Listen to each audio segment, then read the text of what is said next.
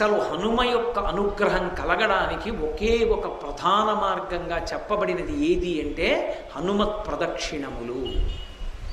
హనుమకి ప్రదక్షిణం చెయ్యాలి. ప్రదక్షిణము అంటే ఒక్క మాట తిరగాలి. కానీ అది 3 మార్లు తిరగచ్చు, 5 మార్లు తిరగచ్చు, 7 మాటలు తిరగచ్చు, 9 మాటలు తిరగచ్చు, 16 మాటలు, 21 మాటలు, 108 మాటలు. పసుపు కొమ్ములు కానీ, బియ్యపు గింజలు కానీ, వక్కలు కానీ వీటితోటి ప్రదక్షిణం చేసేటప్పుడు నిండు గర్భిణి ఎలా నడుస్తుందో అలా నడవాలి. ప్రదక్షిణం చేస్తున్నంతసేపు కూడా ఒక శ్లోకమే చెప్పాలి. రామనామ భజన చేస్తూ కూడా ప్రదక్షిణం చెయ్యకూడదు. హనుమత్ ప్రదక్షిణం చేసేటప్పుడు చెప్పవలసిన శ్లోకం ఏమిటో పరాశర సంహిత చెప్పింది.